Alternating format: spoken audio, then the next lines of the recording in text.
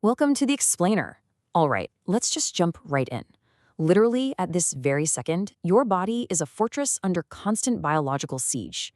From the air you're breathing right now to the food you ate for lunch, invisible invaders, we're talking bacteria, viruses, parasites, fungi, they are relentlessly trying to breach your walls.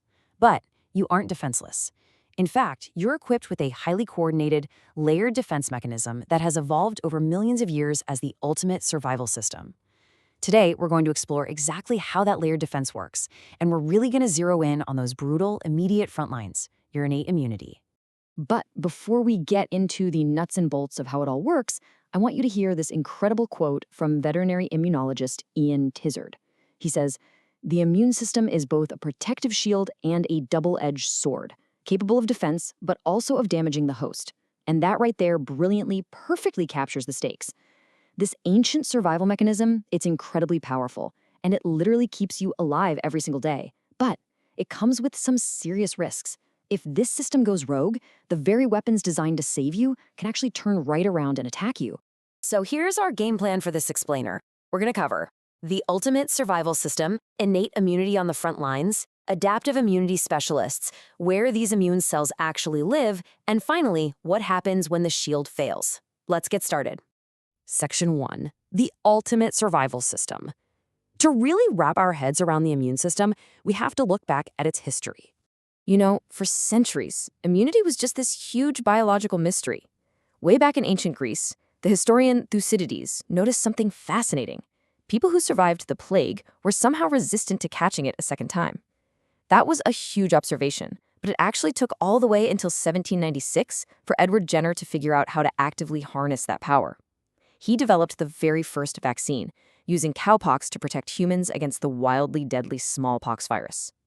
Then, fast forward to the 19th century, Louis Pasteur comes along, develops the germ theory of disease, and creates attenuated vaccines. Step by step, it was like humanity was solving a giant puzzle, turning mysterious natural resistance into the rigorous scientific discipline of immunology. Moving right along to Section 2, Innate Immunity, the front lines. Now that we know how the science evolved, let's meet the actual bouncers of your biological fortress. Innate immunity, sometimes called natural or native immunity, this is your immediate, non-specific first line of defense. And here's the thing, it does not care who the invader is. It doesn't sit there analyzing the specific strain of a bacteria or a virus. No, it just reacts, immediately and forcefully. And crucially, it has absolutely zero memory. Whether it's fighting a bug for the first time or the 50th time, it delivers the exact same rapid response every single time. It's a blunt instrument for sure, but it's an absolutely vital one. So what is this frontline shield actually made of? Well, it's divided into 3 amazing components. First up, you've got physical barriers, your skin and mucosa, literally acting as walls to block pathogens out. Second, you have chemical barriers that actively destroy invaders on contact. Think about the highly acidic pH in your stomach or the lysozyme enzymes in your tears that literally dissolve bacterial cell walls. And third, cellular barriers. If an invader actually manages to breach those physical and chemical walls, cells like neutrophils, macrophages, and natural killer or NK cells step in. They act as your immediate infantry, hunting down and destroying the threat on sight. From the skin you can see to the microscopic cells you can't, this is your innate protection. Section 3, Adaptive Immunity, the specialists. Okay, so what happens when those blunt, innate instruments get overwhelmed? That's when the body calls in the highly trained special forces. Now, what's really interesting here is the contrast. Unlike a rapid-fire innate system, the adaptive or acquired immune system takes its time. It develops only after you're exposed to an invader. It features highly specific antigen recognition, meaning it custom builds weapons for one specific target. It does this through its humoral arm, which churns out antibodies, and its cell-mediated arm. Essentially, it trades the raw speed of the innate system for breathtaking targeted precision and memory. But remember, it's always working alongside those innate front lines.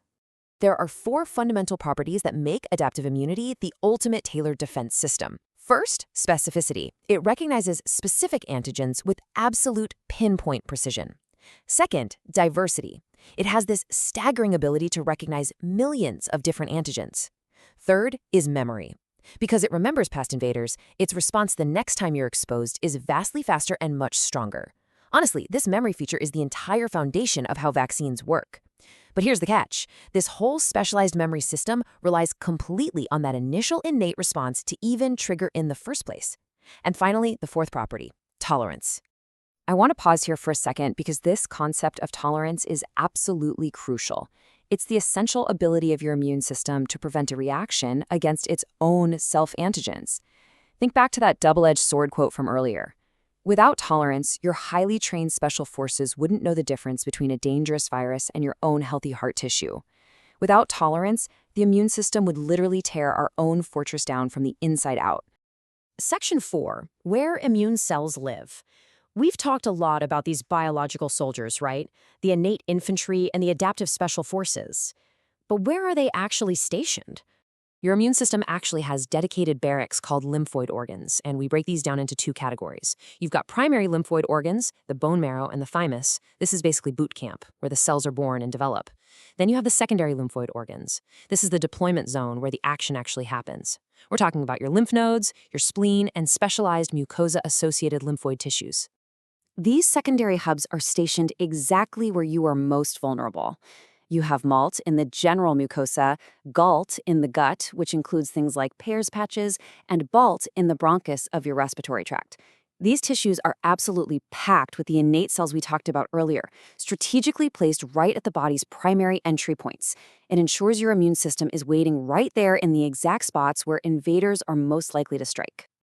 So let's do a quick roll call of our cast of characters stationed in these hubs.